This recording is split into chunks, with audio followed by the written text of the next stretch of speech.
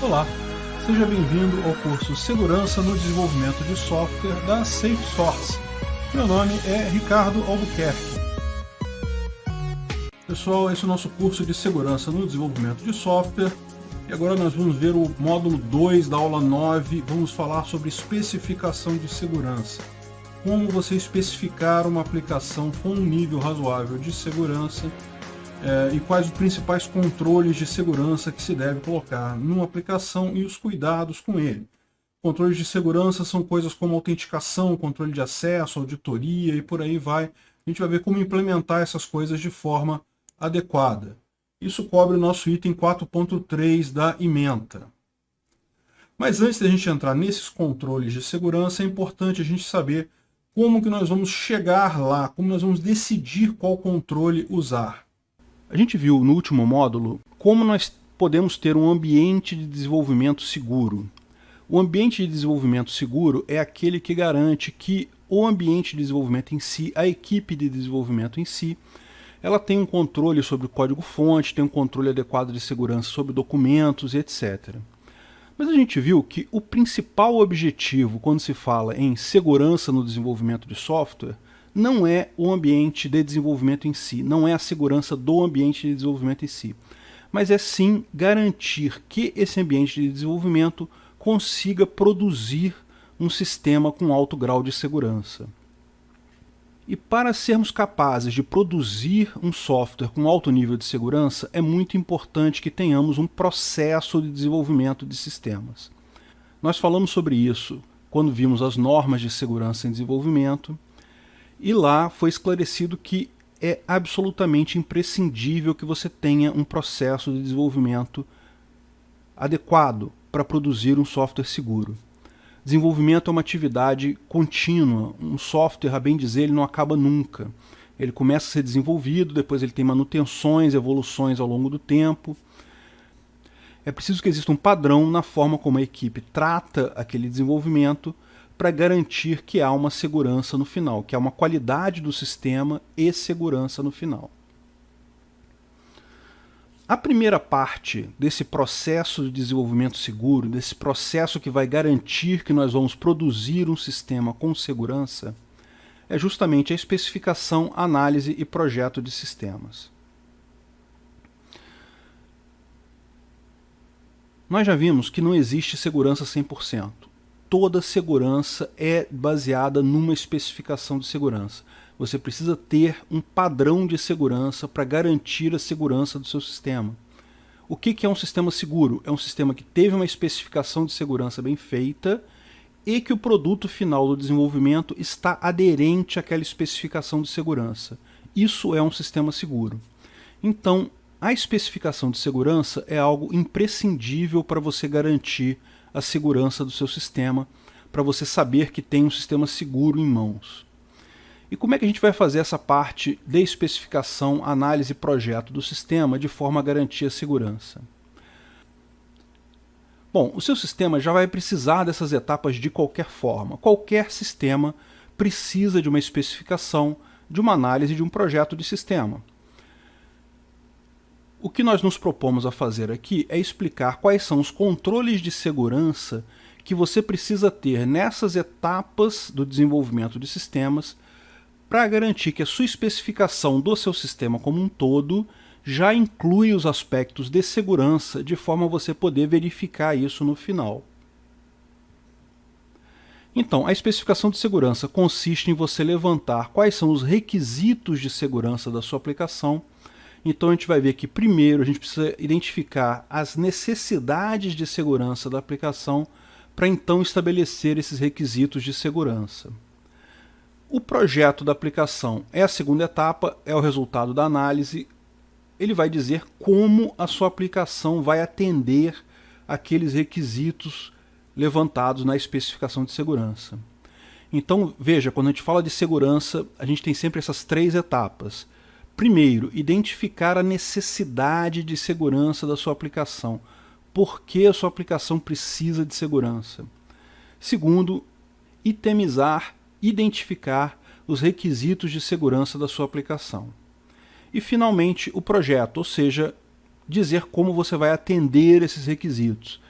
que controles você vai implementar na sua aplicação, que cuidados você vai tomar ao longo do desenvolvimento de sistemas para garantir que esses itens foram atendidos.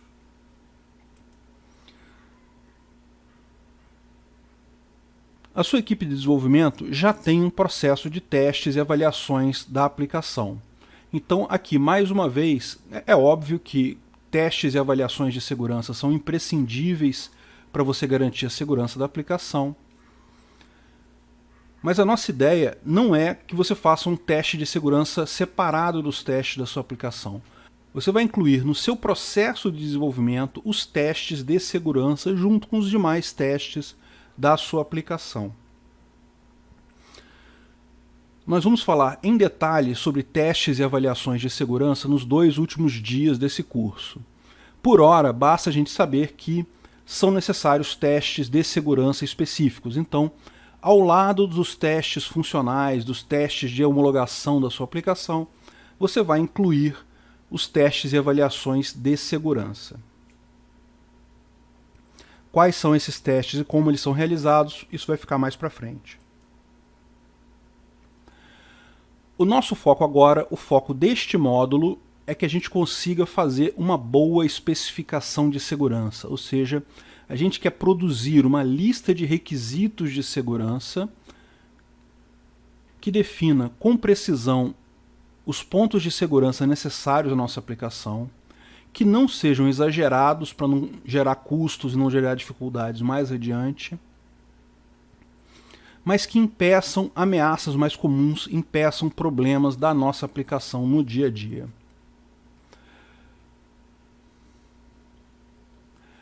Então, esse é o objetivo dessa nossa etapa, é o nosso primeiro passo para a elaboração do nosso sistema seguro. Para nós fazermos essa avaliação, é muito importante algumas definições de conceitos antes. O principal deles é o conceito de ameaça. Olha, ameaça em segurança da informação é um conceito que tem várias definições. Conforme a norma que você pegue, conforme o autor que você leia, você vai ver mais de uma definição do termo ameaça. Eu vou usar aqui ameaça no sentido que está descrito na norma 15408. Ameaça é um cenário hipotético que leva à quebra de um dos aspectos de segurança esperados de um sistema. Então, é um cenário hipotético, ou seja, é algo que pode acontecer, pode não acontecer. Mas que, se acontecer, leva à quebra de um dos aspectos de segurança, ou seja, perda de integridade de dados, perda de confidencialidade, alguma fraude na autenticidade, por aí vai. Essas ameaças, então, são bem definidas, são, portanto, coisas que podem gerar prejuízo ao nosso sistema no futuro. Todas as ameaças elas têm uma probabilidade de ocorrência e um dano previsto. A probabilidade de ocorrência é o quê? É o quão fácil é dessa ameaça acontecer. A ameaça, a gente viu, é um cenário hipotético, é um cenário que pode ocorrer ou pode não ocorrer. Mas, evidentemente, existem cenários hipotéticos muito prováveis e cenários hipotéticos menos prováveis. Então, há coisas que podem acontecer com uma certa certeza, ou pode, assim, é concebível que aconteça, mas é altamente improvável que aquilo venha a acontecer.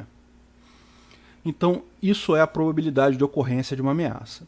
E, evidentemente, o dano previsto. Se houve quebra de algum dos aspectos de segurança de um sistema, há algum prejuízo aí. Pode ser prejuízo financeiro, pode ser prejuízo de imagem da empresa, pode ser um prejuízo de qualquer tipo. Mas o fato é que há um dano. Então, da mesma forma como há ameaças com baixa probabilidade e alta probabilidade, há ameaças com baixo dano e com alto dano. Há ameaças que, se ocorrerem, vão gerar um dano enorme e outras que, se ocorrerem, vão gerar um dano relativamente pequeno. Veja, é muito difícil a gente calcular precisamente a probabilidade de ocorrência de uma ameaça ou um dano previsto de uma determinada ameaça. Esses dois valores eles existem, mas a gente não sabe o valor exato da probabilidade e do dano de uma ameaça no nosso sistema.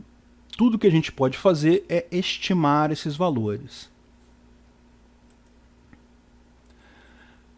Além disso, a ameaça ela é descrita de forma precisa, ou seja, de acordo com a norma 15408, ela tem sempre 3 elementos. Ela tem um agente, que é um usuário, ou um atacante, um hacker, alguém que quer atacar a aplicação, que intencionalmente visa atacar a aplicação. Ela tem sempre um ativo de valor, ou seja, tem sempre algo que esse agente, esse atacante busca. Então, tipicamente, se você tem uma aplicação de venda online, por exemplo, um ativo de valor é a integridade da sua tabela de pedidos. Se um atacante consegue incluir um item na sua tabela de pedidos lá, sem seguir o padrão de compra normal, evidentemente isso daí é uma fraude, ele consegue dinheiro, ele consegue receber aquele bem sem ter pago por ele. Se o seu sistema é um sistema de contabilidade, da mesma forma, tanto a integridade quanto a confidencialidade daquelas informações pode ser também ativos de valor. Enfim, dependendo do sistema, você vai ter diversos ativos de valor. E finalmente, evidentemente, para um agente atingir aquele ativo, é preciso um mecanismo para ele chegar lá. Ou seja, de que forma esse agente conseguiria obter aquele ativo na sua aplicação. Alguns exemplos de ameaça de acordo com a 15408. O hacker usa uma vulnerabilidade do sistema operacional para obter acesso de administrador no banco de dados e extrair lista de cliente. Tem um agente definido aí? Tem, é um hacker. Uma pessoa externa ao sistema, não é um usuário do sistema, mas ele usou uma vulnerabilidade do sistema operacional para obter acesso de administrador no banco de dados. E com isso ele extraiu a lista de clientes. Então tem um ativo de valor aí que é a lista de clientes. Pode-se dizer também que o próprio acesso de administrador no banco de dados também é um ativo de valor. E está descrito aí o mecanismo que foi usado para atingir esse ativo de valor. Hacker usa estouro de buffer de entrada para derrubar o sistema e reduzir a disponibilidade. Ok, o agente está aí, é o hacker novamente. O ativo de valor é a disponibilidade do sistema. Então, a disponibilidade do sistema, sem dúvida alguma, ela traz prejuízo para você. Se o seu sistema sai fora do ar, você está tendo menos lucro porque ele não está cumprindo a função dele. Além disso, isso tem valor para o atacante, porque, por exemplo, o hacker pode ser um site concorrente seu. Se o seu site vende laranjas e o hacker tem um site que também vende laranjas, pode ser interesse para ele derrubar o seu site, de forma que o site dele vai ter mais acessos. O cliente quer comprar laranjas, entra no seu site, está fora do ar, vai no site do concorrente. Outras ameaças. Ex-funcionário publica informações confidenciais que extraiu da empresa. Então, repare, você está vendo aí uma outra ameaça que tem um agente, no caso já é um ex-funcionário, então já não é uma pessoa totalmente externa, é uma pessoa que tem ligação com o sistema. E o ativo de valor, no caso, é a imagem da empresa. Ou seja, o que ele espera ganhar nesse caso é prejudicar a imagem da empresa. Bom, existem outros 2 casos aqui. O desenvolvedor inclui backdoor no código para permitir acesso remoto a informações de clientes. Ou administrador altera tabela de aprovação de despesas diretamente no banco de dados. Esses 2 últimos aí foram casos reais que eu cheguei a trabalhar em empresas diferentes. Então, tanto o caso do backdoor do desenvolvedor, que ele continuava acessando o sistema mesmo depois de ter saído da empresa, é um caso. E o outro também de uma empresa do ramo de alimentação, em que havia essa aprovação automática diretamente no banco de dados pelo administrador do banco de dados. Então repara que a gente encara o sistema aqui de uma forma muito mais ampla do que o seu sistema particularmente, do que o código-fonte que você está trabalhando. A especificação de segurança do sistema sempre envolve todo o ambiente em torno do sistema. A ideia é que uma especificação de segurança ideal, você conseguiria, primeiro, identificar todas as ameaças possíveis ao seu sistema, estimar a probabilidade esperada de ocorrência de cada ameaça e o dano esperado de cada ameaça. Repare que são 3 coisas impossíveis de serem obtidas na prática. Você não consegue identificar todas as ameaças, mesmo que você identifique todas ou que você identifique um grande número. você não consegue calcular a probabilidade exata nem o dano esperado. Mas a gente vai ver que existem técnicas, existem meios, existem formas de você, ao menos, sistematizar essa busca de forma que você vai identificar as principais ameaças ao seu sistema e vai ter uma forma de quantificar o dano e a probabilidade de ocorrência. E o que é o mais importante na sua especificação de segurança? É você garantir que as ameaças principais foram tratadas. Nenhum sistema trata todas as ameaças possíveis contra ele. É impossível você tratar todas as ameaças possíveis. Primeiro, porque é possível sequer você identificar todas as ameaças que tem contra o seu sistema. E segundo, que mesmo que você identificasse, é impossível você ter contramedidas contra todas elas. Mas o importante é que você identifique essas ameaças de forma sistemática para garantir que você identificou uma quantidade significativa delas, estime quais são as ameaças principais ao seu sistema e trabalhe para evitar essas ameaças críticas que você identificou na sua busca sistemática. E lembre-se, segurança excessiva é um problema. Todas as normas apontam para isso, e é um fato do dia a dia. Implementar segurança no sistema é um custo muito alto. Primeiro, porque o próprio processo de desenvolvimento é mais caro, ou seja, você vai gastar mais tempo para produzir aquele sistema seguro do que você gastaria para produzir um sistema com um grau menor de segurança. E segundo, segurança tem custo ao longo de toda a vida útil do sistema. Quando você requer ao usuário que troque de senha a cada 90 dias, você está impondo um custo a cada usuário desse sistema pelo resto da vida útil desse sistema. Vai estar incluindo um custo à equipe de suporte enorme, porque vai ter um número grande de chamados de usuários que esqueceram a senha e pedem para resetar a senha e por aí vai. Todo aspecto de segurança que você inclui no sistema, ele tem custo no desenvolvimento e tem custo na vida útil do sistema.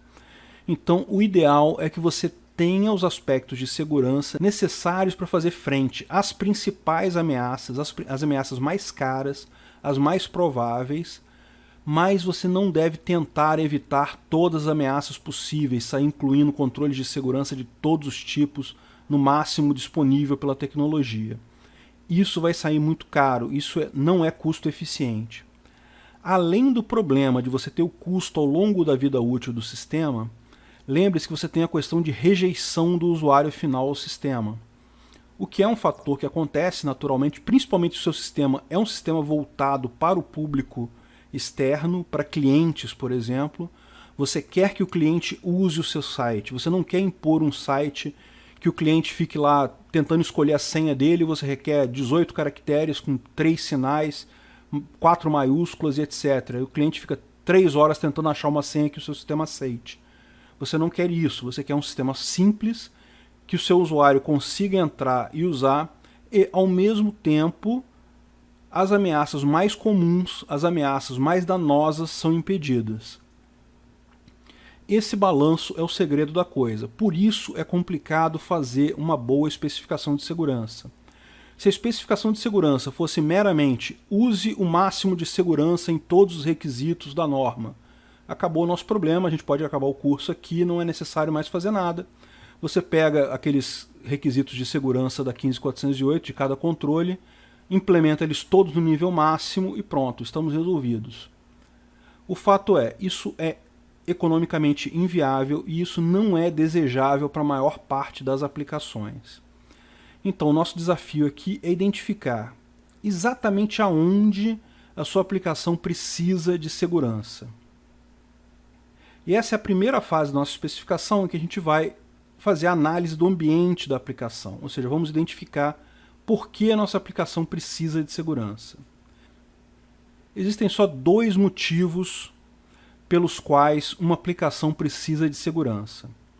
Ou ela precisa de segurança porque é uma lei que manda, então você tem uma lei federal, municipal, estadual que requer determinado atributo de segurança, requer, por exemplo, que o usuário seja identificado de forma única, requer que o registro seja mantido por determinado tempo, há um dispositivo legal que requer aquele item. ou então há uma ameaça ao seu sistema, ou seja, há um agente potencial, um atacante potencial, que pode ter interesse em roubar ou em quebrar determinado ativo de valor da sua aplicação e que existe um determinado mecanismo para ele fazer isso. Só esses dois motivos justificam você ter segurança na sua aplicação. Ou há uma lei que requer isso, ou há uma ameaça sensível à sua aplicação. E, basicamente, a nossa especificação de segurança, a parte de análise de ambiente da nossa especificação de segurança, vai fazer justamente isso. Vai identificar quais são os itens de legislação aplicáveis ao nosso sistema. Então, vamos fazer uma busca na legislação para identificar requisitos que sejam aplicáveis ao nosso sistema. Na maior parte das aplicações, você tem realmente muito poucos itens que são efetivamente aplicáveis, muito poucos itens legais que são efetivamente aplicáveis à sua aplicação, ao seu sistema, no caso. Essa etapa da especificação é crucial que o cliente, o demandante do seu sistema, ele esteja presente, porque é ele quem conhece a legislação aplicável ao sistema. Nós, como desenvolvedores, não somos especialistas em legislação, em direito, em leis, nada disso. Mas o cliente final nosso, quem está demandando aquela aplicação, presume-se ele tem um conhecimento da área em que ele vai utilizar aquela aplicação. Então, imagina-se que ele é o mais capacitado para conhecer, saber quais são as leis, normas, eventuais portarias de órgãos reguladores, etc., que são aplicáveis àquele sistema. Então você pode ter diversos tipos de leis aplicáveis. Desde a Constituição Federal Brasileira, você tem decretos federais, estaduais, municipais, leis ordinárias, complementares, etc. A gente vai ver que a Constituição tem alguns aspectos de segurança, algumas leis e decretos têm também aspectos de segurança, mas são todos eles, tanto no caso da Constituição quanto das leis, altamente genéricos. Onde você encontra um número mais significativo de controles de segurança específicos necessários em aplicações são em portarias de órgãos reguladores. Então, por exemplo, se a sua empresa desenvolve para bancos, o Bacen tem uma série de portarias sobre uma série de sistemas para a área bancária em que ele requer determinados controles de segurança. Mas, lógico, não só o Bacen, também a Anatel, a ANEEL, todas as agências reguladoras aqui do Brasil e nos outros países têm também essas portarias, essas definições de aspectos de segurança requeridos em sistema. Além disso, a sua aplicação ela pode estar sujeita a acordos internacionais, normas técnicas e outros itens que, dependendo do caso, é como se fosse lei. Por exemplo, se você está desenvolvendo um sistema para pagamento via cartão, a gente sabe que tem que entrar em conformidade com o PA-DSS ou com o PCI-DSS. Então, embora isso não seja uma lei estatal, entra no mesmo caso aqui, ou seja, você já vai entrar com isso na sua especificação de segurança. Lembra que a gente viu que o PA-DSS requer senhas de no mínimo 7 caracteres. Então isso daí já entra como um requisito de segurança nosso. A gente tem que ter senhas com 7 caracteres, é evidente.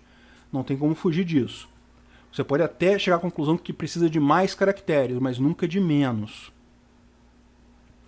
Da mesma forma, algumas empresas têm políticas de segurança internas que também determinam alguns aspectos de segurança dos sistemas. Então, da mesma forma, isso cai aqui. A aplicação que você vai desenvolver tem que atender a política de segurança da empresa.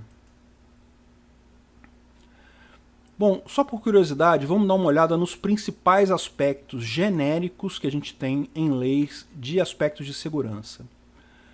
Um item que afeta praticamente todos os sistemas, porque todos os sistemas em algum ponto guardam dados de usuário, ou seja, guardam informações pessoais, informações referentes a uma pessoa específica. Então, o artigo 5º da Constituição diz, no seu inciso 10, são invioláveis a intimidade, a vida privada, a honra e a imagem das pessoas, assegurado o direito de indenização. Então, repare, se o seu sistema guarda informações sobre o usuário, guarda a imagem do seu usuário, essas informações são privadas, ou seja, o usuário tem que ter controle sobre a privacidade daqueles dados.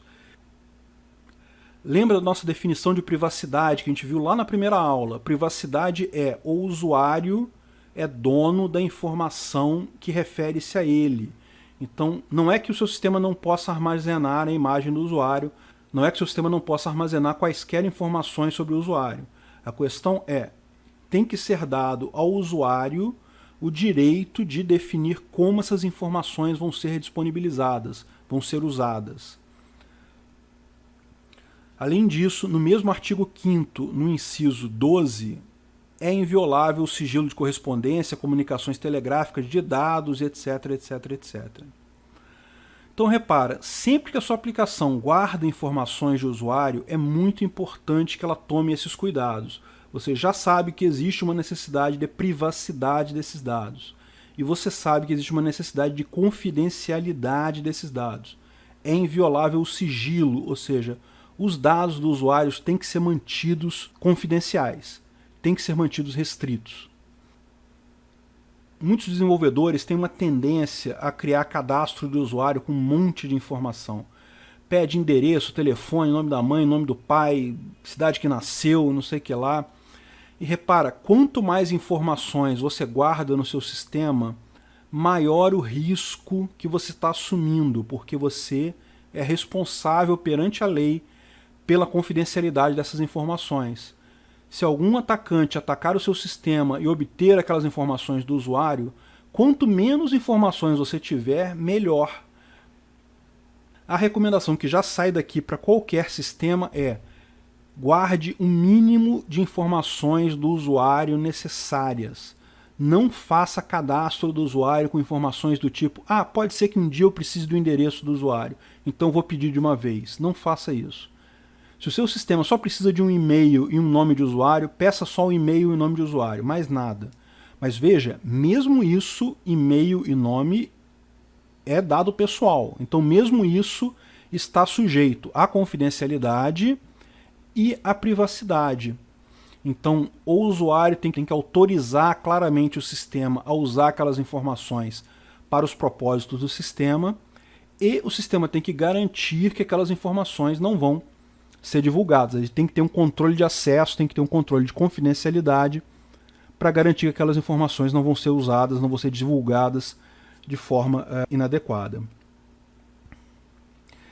E tem um último ponto no final do inciso 12, que embora seja raro, mas que para algumas empresas é bem real. Repare esse inciso 12. Em último caso, por ordem judicial, nas hipóteses e formas que a lei estabelecer para fins de investigação criminal. Ou seja, isso quer dizer que se a justiça fizer uma requisição formal à sua empresa, ela é obrigada por lei a divulgar essas informações e dados pessoais dos usuários do sistema. Então isso é uma preocupação. Hoje em dia é um grande debate acerca disso, vocês devem ter acompanhado. Alguns juízes têm requerido a tirada do ar do WhatsApp. O WhatsApp é um sistema com criptografia ponto a ponto, o que significa que o sistema em si não tem acesso ao dado das conversas entre usuários, mas em tese o juiz pode pedir por ordem judicial a informação daquela conversa. Então é um grande dilema aqui, se você reparar, esse último aspecto da nossa Constituição é uma contradição, porque se você garante o sigilo, você não tem como garantir a irretratabilidade, então você não tem como obter esses dados. Isso é uma discussão que vai além do objetivo do nosso curso. O importante é a gente ter em mente que no seu sistema você tem que ter essa preocupação. Dependendo da sua empresa, do ramo que ela atue, ela pode ser requerida a, por ordem judicial, fornecer esses dados. Na verdade, o que a Constituição diz é que qualquer empresa pode ser requerida, mas na prática é muito raro, algumas empresas específicas que podem ter realmente essa preocupação. Outras leis que também afetam o desenvolvimento, você tem o sigilo bancário, sigilo fiscal. Então são duas leis que dizem que dados bancários, então qualquer transação bancária, ela deve ser confidencial. O seu sistema não pode divulgar essa informação amplamente. Da mesma forma, sigilo fiscal, ou seja, informações contábeis, informações de pagamentos de impostos, situação cadastral de firmas e pessoas, são protegidas pelo sigilo fiscal. Então, da mesma forma, precisam ser confidenciais. O Banco Central Brasileiro, o Bacen, ele tem uma série de portarias com um monte de requisitos de segurança, principalmente requisitos de auditoria e requisitos para o sistema de pagamentos brasileiro. O sistema de pagamentos brasileiro é a TED, é aquele negócio que você permite fazer transações entre bancos na mesma hora, transferir dinheiro entre bancos na mesma hora. Esse sistema todo é baseado em certificação digital. Os bancos têm servidores criptográficos, cada um deles com uma chave própria, de forma que quando você emite uma TED no seu banco, ele faz uma assinatura, ele manda uma mensagem para outro banco, assinada digitalmente com um certificado digital do banco de origem, e o outro banco é capaz de reconhecer esse certificado digital, ele faz aquela autenticação por certificação digital, então ele acredita naquela mensagem, ele acredita o valor na conta da pessoa para quem você mandou o TED. No final do dia, os bancos fazem o que eles chamam de clearance, ou seja, eles calculam um saldo, tipo, o banco A pediu 500 milhões de reais para o banco B em TED, o banco B pediu 400 milhões de reais para o banco A em TED. Então, no final, o saldo é o banco A precisa mandar 100 milhões para o banco B, porque ele pediu mais TED que o outro, entendeu? Ele não precisa mandar todo o valor e o outro mandar todo o valor, ele só precisa mandar o saldo para fazer a contabilidade correta. Então o SPB ele tem toda essa estrutura definida, são requisitos técnicos, tem vários sistemas que já atendem esses requisitos. Você tem também a Infraestrutura de Chaves Públicas Brasileiras, o ICP Brasil, é uma lei de 2002, se não me engano.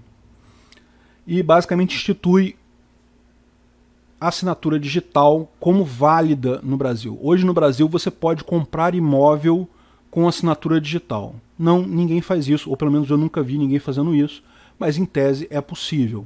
A assinatura digital é reconhecida como válida desde que o certificado que foi usado para assinar tenha como raiz o ICP Brasil. Então você tem uma grande autoridade certificadora raiz aqui no Brasil, que é o ICP Brasil, que é mantido lá pelo SERPRO. Eles têm uma sala cofre com toda a proteção, tem um certificado raiz lá da ICP Brasil, que é mantido com o mais alto grau de sigilo, numa máquina totalmente offline. Quando precisa assinar um outro certificado, o cara tem que levar um pendrive lá dentro, plugar na máquina, assinar e tirar.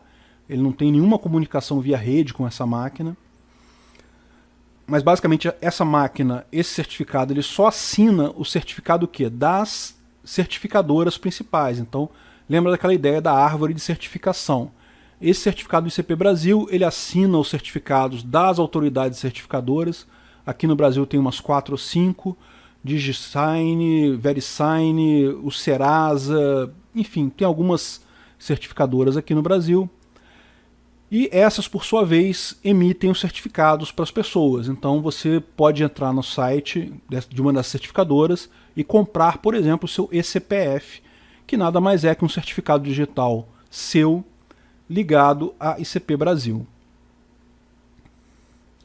Esse certificado digital seu, que você pode adquirir hoje, ele tem valor de lei, então ele equivale à sua assinatura sobre um documento quando você usa ele. E isso é uma coisa muito interessante, porque ainda são relativamente poucas as pessoas que têm esse CPF. Se você comparar com a totalidade da população brasileira, ainda são relativamente poucas as que têm o ECPF. Mas cada vez mais pessoas têm o ECPF. Cada vez é mais comum ser necessário você ter um certificado digital. Inicialmente tinham poucas vantagens, basicamente você podia só baixar a sua declaração do imposto de renda do ano anterior, algumas coisas assim. Hoje você já tem uma série de operações adicionais no site da Receita que você só consegue fazer com o ECPF. Para quem é contador, tem que ter o ECPF, não tem como você não ter o ECPF. Todas as empresas são obrigadas a ter o eCNPJ, você não tem empresa no Brasil sem o seu eCNPJ. Advogados hoje em dia, em tese não são obrigados ainda, mas a maior parte dos tribunais já tem processos digitais que são assinados com certificado digital. Então, a maior parte dos advogados, todos os advogados ativos que realmente trabalham na justiça, têm hoje em dia o certificado digital da OAB, que também tem raiz no ICP Brasil. Então repara, isso está crescendo, cada vez mais categorias profissionais são requeridas a ter o seu certificado digital. A minha visão é que isso vai se tornar algo inevitável, ou seja, em algum momento no futuro, você vai poder no seu sistema dizer, olha, para ser usuário do meu sistema você tem que simplesmente plugar o seu CNPJ, o seu CPF para entrar aqui. É a autenticação mais segura e a mais simples, você não precisa nem ter o cadastro de usuário no seu sistema. No que o cara plugou o CPF dele, você já tem os dados principais do cara, o CPF em si, que é uma chave única para ele. Você tem o nome do usuário e eventualmente algum outro dado a mais ali. Talvez isso seja suficiente para você. Se não for suficiente, você pede mais alguma informação e mantém aquilo em cadastro. Mas você não precisa mais fazer sequer um mecanismo de autenticação no seu sistema. Você pode usar diretamente o certificado digital para isso.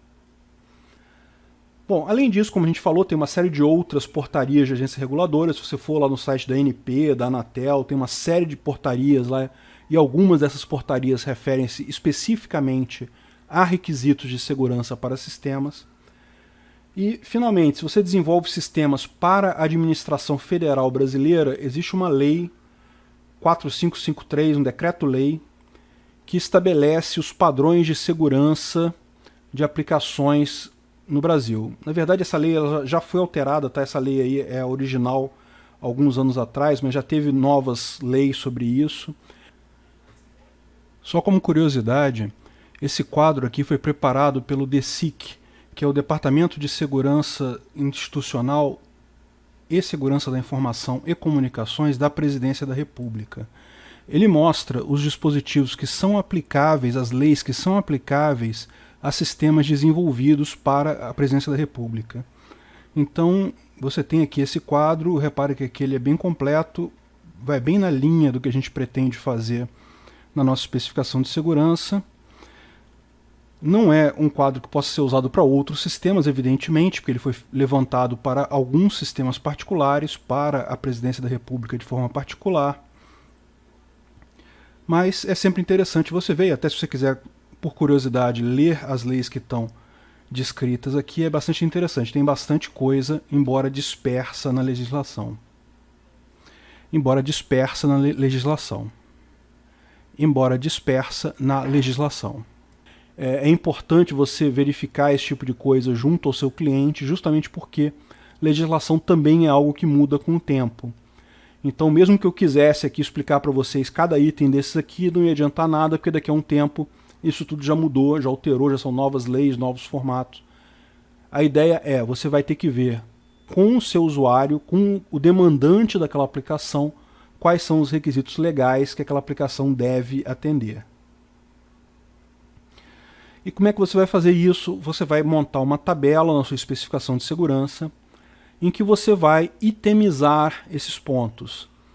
Então você vai colocar lá, olha, tem que ter a confidencialidade de dados pessoais, conforme o inciso 10 e 12 da Constituição. Tem que ter a confidencialidade de transações financeiras, e por aí vai. Isso aqui é um caso real de uma especificação que eu fiz já faz alguns anos já, não é uma especificação recente, mas basicamente era para um sistema de vale transporte para trabalhadores. Então envolvia algumas portarias do Ministério do Trabalho, do Emprego, porque o Vale Transporte tem uma regulação própria do Vale Transporte, então tem que ter um determinado nível de segurança lá. Mas o importante é que você vai montar isso da sua aplicação. E como é que você vai montar isso? Você vai estudar a lei? Não, você não vai estudar a lei. Você vai sentar com o seu cliente, vai marcar com ele uma ou mais reuniões e vai discutir com ele. Olha, vem cá, tem alguma legislação federal que incida sobre o sistema? Existe alguma legislação do estado, do município, portaria, alguma norma de mercado que seja importante a aplicação atender e por aí vai. E o seu papel nessa reunião vai ser basicamente anotar os pontos e fazer a ligação do que isso significa em termos de aspecto de segurança. Porque lembra, isso aqui, se você ler isso daqui, não quer dizer muita coisa, mas no momento que você diz, olha, isso aqui quer dizer que tem que ter confidencialidade de dados pessoais. Pronto, isso aqui já é um requisito palpável, já é um requisito que você consegue trabalhar no seu projeto de sistema. Então, esse é o levantamento que deve ser feito. eu tenho por costume marcar cada item desses aqui com um tag, ou com um nome curto, tá? Uma chave primária, se você preferir. Basicamente eu uso isso para fazer referência mais adiante. Você vai ver como é que eu faço isso ao longo desse processo. Mas é lógico, isso daqui não é algo obrigatório, isso aqui é algo que eu particularmente costumo fazer, você fique à vontade de usar ou não. Lembra também de perguntar se a empresa tem política de segurança. Se a empresa possui política de segurança, é importante que o sistema atenda a essa política de segurança também. Bom, depois que você listou todos os itens de legislação aplicáveis ao seu sistema, tudo que ele precisa atender, que é obrigatório, que você não tem controle sobre aquilo, chegou a hora da gente identificar quais são as ameaças ao nosso sistema, ou seja, quais são os problemas que o nosso sistema pode ter em termos de ataque. E bom, a gente já lembrou que é impossível você garantir que viu todas as ameaças, é humanamente impossível. Mas existem maneiras de você sistematizar essa busca. E isso é muito importante, porque isso garante que pelo menos você fez um método sistemático e identificou a maior parte dos problemas possíveis. E como é que a gente vai fazer essa identificação sistemática?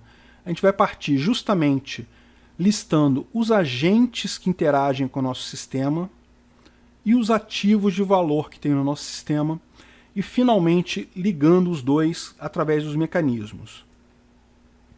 Então vamos lá. O que são agentes potenciais de ataques? São grupos de pessoas, um conjunto de pessoas com determinado conhecimento específico. Então, por exemplo, eu costumo usar o agente hacker. O que é o agente hacker? É um agente totalmente externo, que não tem login no sistema, não deveria usar o sistema, não é funcionário da empresa, não tem qualquer ligação com a empresa, porém tem um alto grau de conhecimento técnico, ou seja, ele conhece muitas ferramentas de ataque, os ataques da OWASP Top 10, ele conhece um monte de coisas do ponto de vista técnico. Então, é um agente que está sempre presente para a maior parte das aplicações. Sempre vai haver alguém que não tem nenhuma ligação com aquela aplicação que vai querer entrar naquela aplicação, é inevitável. Mas além desse hacker, que é a pessoa totalmente externa, você tem outros agentes potenciais de ataque na sua aplicação. Todo usuário da aplicação é um agente potencial de ataque. Ele pode ter interesse em alterar alguma coisa, em ver alguma informação, em fazer algo na aplicação que ele não teria direito de fazer. Usuários da aplicação tipicamente são também atacantes potenciais, mas não só esses. Você tem os administradores da aplicação, você tem funcionários, usuários internos da empresa que usam a aplicação. Todas essas pessoas são potenciais atacantes da sua aplicação. Então, esse aqui é um exemplo de uma tabela que eu gerei de agentes potenciais de ataque, para aquele trabalho que eu mencionei do Vale Transporte, aí já tem alguns anos, mas ainda está bem adequado, ainda bem atual. Então repara, no caso do Vale Transporte, você tem o cliente da empresa de Vale Transporte é a empresa que adquiriu o Vale Transporte, tá? Então o usuário final é o portador do cartão de Vale Transporte. O cliente, aqui no caso, é a empresa que adquiriu o produto. Além disso, você tem o papel do gestor de usuários, que é um funcionário da empresa que desenvolveu o sistema, que vai fazer a gestão desses clientes. Então vai cadastrar novos clientes, remover clientes, esse tipo de coisa. Tem outros papéis aí dentro daquela aplicação, conforme for, ou seja, o cara tem mais acesso à aplicação ou menos acesso à aplicação, pode ter mais conhecimento técnico, menos conhecimento técnico. Você tem o operador de call center, você tem o operador de embossing. Embossing é quem produz aqueles cartões de chip, tá? A empresa que produz o cartão de chip. E lembra, você tem sempre também o administrador do banco de dados, ou seja, a pessoa que é responsável pela infraestrutura do cliente. Esse sistema era um sistema web, né? Então ele tinha um servidor com banco de dados, etc. E evidentemente tem uma equipe de administradores ali que, evidentemente, se entrar lá no banco de dados na mão, fizer um update na mão na tabela, pode fazer um ataque contra o sistema. E o desenvolvedor também, que é sempre um agente potencial de ataque, porque pode colocar um if danoso na sua aplicação. Aí vem a questão, qual a criticidade de cada um desses agentes, ou seja, o quão crítico eles são em termos de segurança. A criticidade é uma medida da probabilidade daquele agente fazer um ataque. Ou seja, o que a gente está medindo aqui é a probabilidade daquela pessoa, daquele grupo de pessoas, de proceder um ataque ao sistema. Essa medida aqui é uma medida subjetiva, ou seja, você vai estimar um valor numa escala de 1 a 5 de qual é a criticidade daquele agente para o seu sistema. Então 5 seria alguém que é muito crítico, ou seja, que tem uma grande probabilidade de alguém tentar esse ataque. 1 seria muito pouco provável que aquela pessoa vá tentar um ataque. E essa probabilidade você vai medir justamente pelo grau de conhecimento do sistema, grau de acesso ao sistema. Quanto mais acesso a pessoa tem ao sistema, maior a chance dela fazer um ataque. Grau de conhecimento ao sistema também, grau de conhecimento técnico, motivação do agente é muito importante. E quantos são? Lembra, se você tem um grupo pequeno, a chance de um deles querer fazer um ataque é pequena, é proporcional ao tamanho do grupo. A preocupação de uma equipe de desenvolvimento de 4 desenvolvedores é uma. A preocupação de uma equipe de desenvolvimento de 200 desenvolvedores é totalmente diferente. Porque lembra, em qualquer profissão, em qualquer área de atuação humana, você tem pessoas que não têm o mesmo grau de ética que os demais. Tem até uma experiência muito interessante, não sei quem chegou a ler o Free Economics, do Steve Lewitt, um livro sobre curiosidades econômicas. E um experimento que ele faz no livro é a medição de ética. Ele descreve o caso de uma empresa americana que vende broa de milho com requeijão.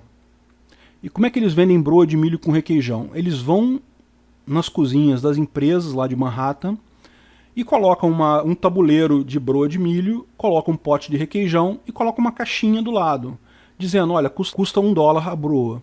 Você se serve à vontade, pega a broa, passa requeijão, come a broa e bota $1 ali na caixinha. Repara, esse é o experimento de ética ideal, porque você não vai ser punido. Se você pegar a broa, comer, não colocar o dinheiro, não tem nenhuma punição para você. E ninguém tá filmando você, ninguém tá vendo você fazer isso.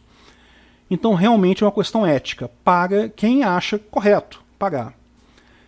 E o mais interessante dessa empresa é que o dono dela fazia um registro detalhado de cada item. Então ele sabia, em cada dia, em cada bandeja que ele deixava, em cada cozinha de cada empresa, quantas broas foram colocadas, quantas broas foram consumidas e quantas foram pagas. E o mais surpreendente, quando você tabula todos esses dados, é que a taxa de ética, vamos dizer assim, é mais ou menos constante em 85%.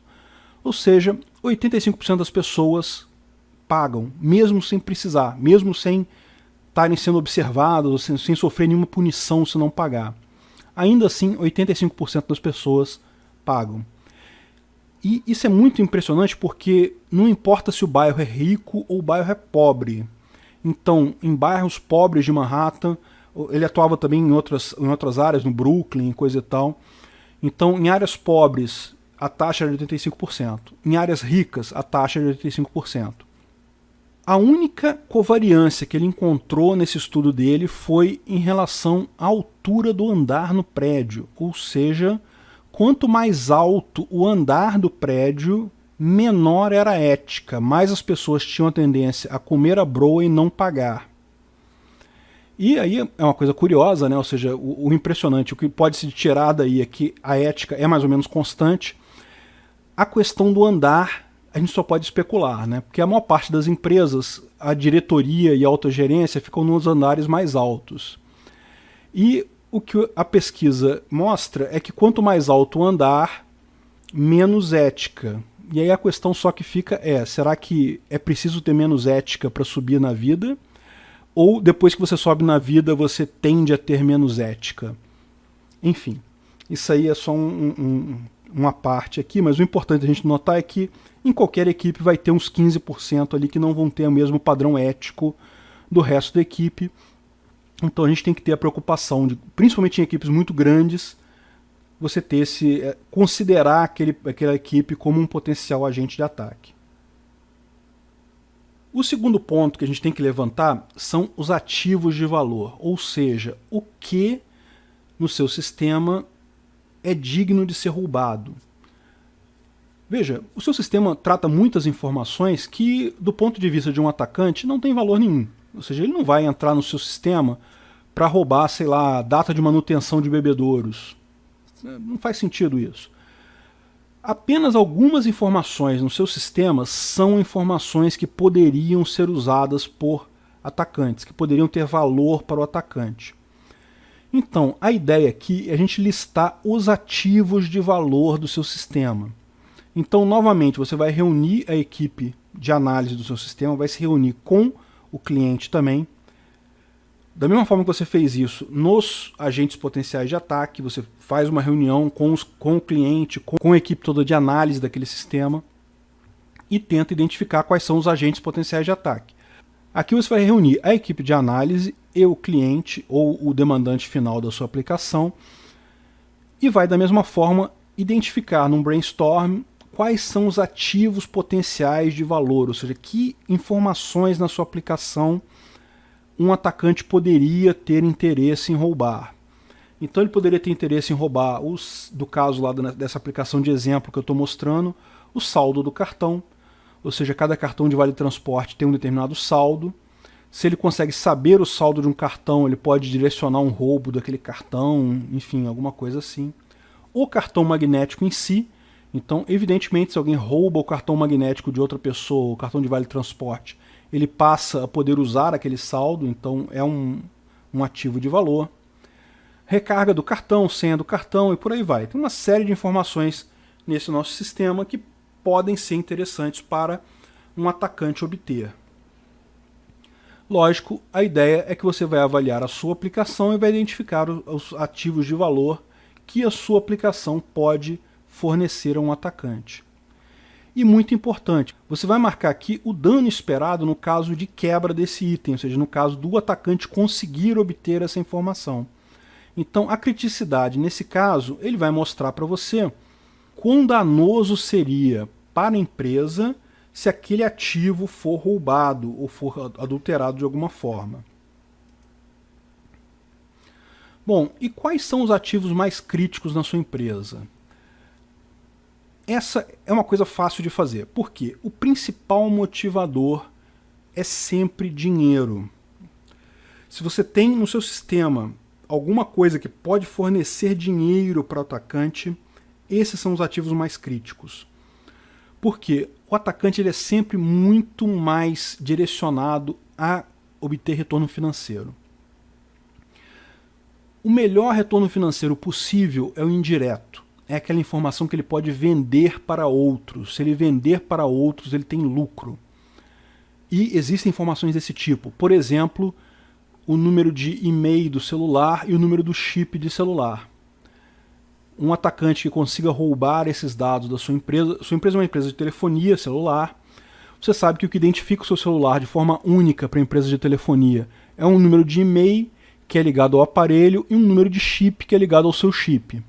Se alguém conseguir roubar o e-mail e o número do chip referentes ao seu aparelho, ele consegue clonar o seu aparelho. Ele consegue fazer chamadas como se fosse você. Roubar essas informações era muito mais fácil nas tecnologias mais antigas, havia clonagem muito mais fácil. Nas tecnologias mais modernas, desde a GSM, muito mais difícil roubar esses números, porque agora são 2 números. Antigamente era um número só de 11 dígitos. Agora são 2 números com um total de mais de 60 dígitos, armazenados de forma diferente, em lugares diferentes. Sendo que um deles você pode cancelar, que é o número do chip, né? Mas ainda assim existe um grande número de chips clonados por aí. Aqui no Rio de Janeiro eles chamam isso de chip bomba. Eu não sei, pode ter outros nomes em outros lugares. Basicamente é um chip que você compra, você bota no seu aparelho, ele funciona por um tempo, mas em algum momento ele vai parar de funcionar. Porque a operadora descobre que ele é clonado, eles têm algoritmos para verificar isso, ela descobre que ele é clonado e cancela aquele chip. Então você compra um chip, na verdade você está usando o chip de outra pessoa legítima, e ele vai funcionar durante um tempo. Daí a ideia de chip bomba, ele funciona por um tempo que você não sabe qual é. Por que o retorno financeiro indireto é o melhor para o atacante? Porque ele pode vender isso para outra pessoa, para um terceiro. Então você em momento algum foi afetado. É muito difícil você rastrear essa operação. O segundo melhor ativo para o atacante é o retorno financeiro direto. Por exemplo, se eu consigo o login e senha de alguém no internet banking de alguém e consigo transferir dinheiro para outra conta. Por que isso não é tão bom quanto o indireto? Porque repara que aqui agora eu deixo rastro. Se eu transfiro dinheiro para a conta de outra pessoa, é só ver quem é essa outra pessoa, perseguir, ver para quem que ela deu o dinheiro. Então, ou seja, você cria um rastro de ligação que permite chegar no atacante real. Então não é a melhor alternativa, mas ainda assim, se tiver retorno financeiro direto, porque lógico o cara consegue dinheiro. Aí ele tem todo um esquema de laranja, de botar pessoas incautos na jogada, de pagar contas de outras pessoas com isso, enfim, existem várias outras maneiras dele obter esse retorno financeiro direto. E o importante é você saber que isso é um risco grande para sua aplicação. Finalmente, qualquer outro tipo de retorno financeiro, ou seja, se ele conseguir meramente tirar a sua aplicação do ar, ransomware é uma realidade hoje em dia. Né? Eles tirarem a aplicação do ar, tirar o seu sistema do ar e cobrar dinheiro para botar no ar de novo. Então isso é uma preocupação. Sempre que você tem alguma forma de retorno financeiro, você pode ter certeza que aquele ativo vai tentar ser atacado sempre. Logins e senhas de usuários também são ativos de valores importantes. Por quê?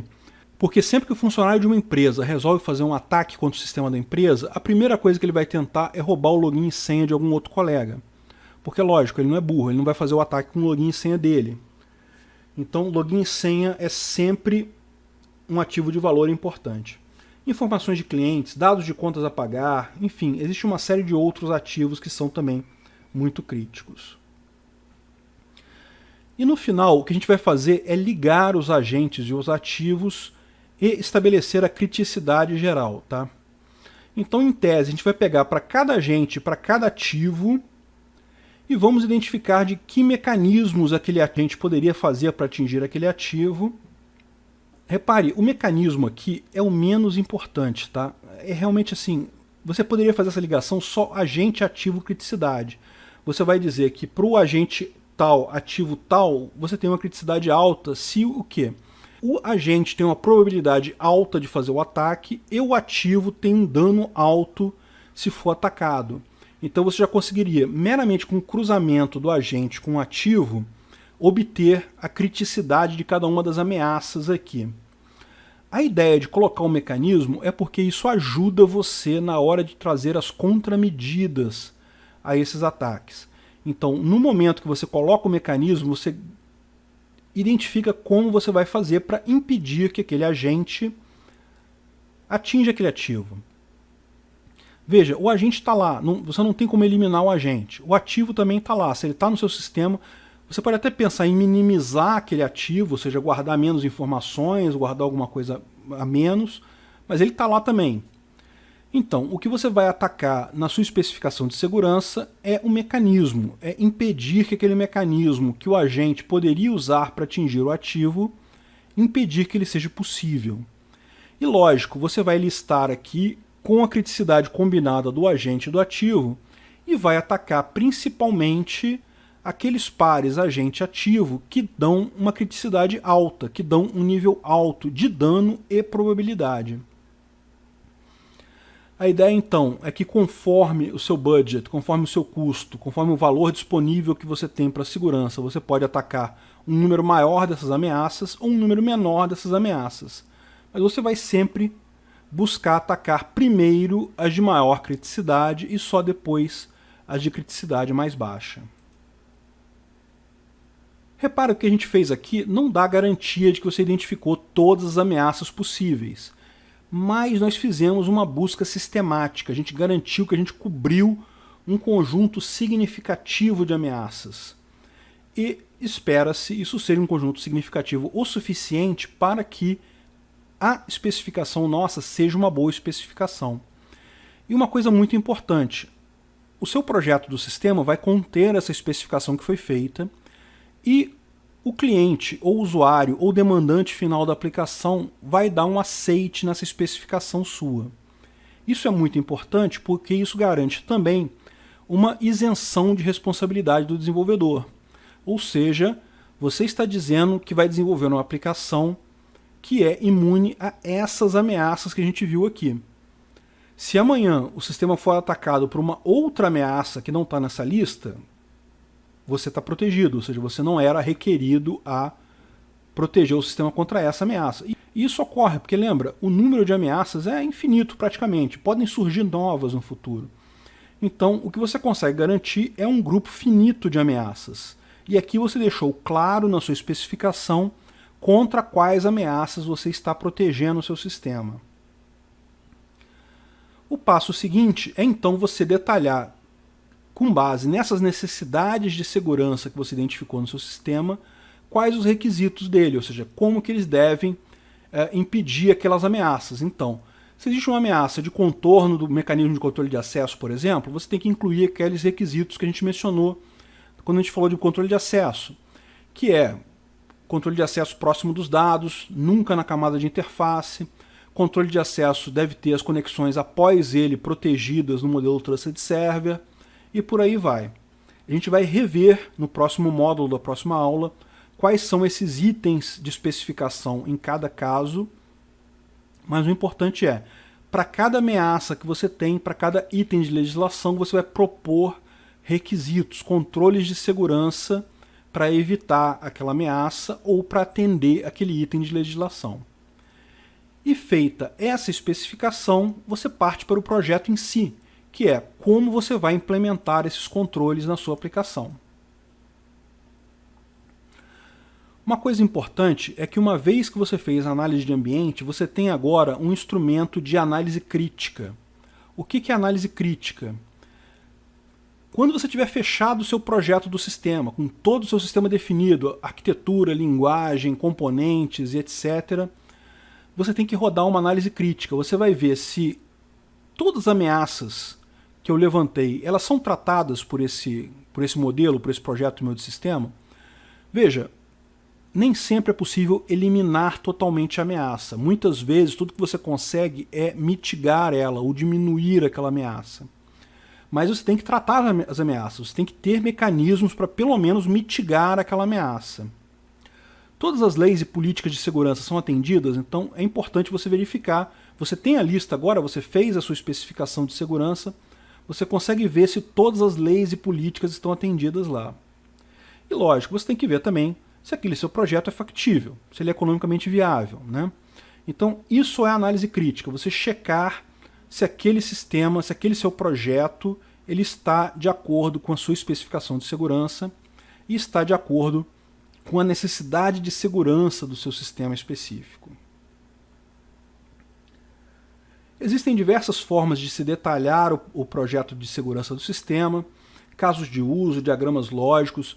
Veja, um erro muito comum, muita gente assume que especificação de segurança é especificação não funcional. Não é. Existe especificação de segurança funcional e não funcional da mesma forma. Quando você diz que o usuário deve bloquear a senha dele na terceira tentativa errada, isso é funcional, isso está descrevendo uma função do sistema. Não é um requisito não funcional, é um requisito funcional. Então, o importante é que ao longo da sua especificação você tenha requisitos de segurança, sejam eles funcionais ou não funcionais.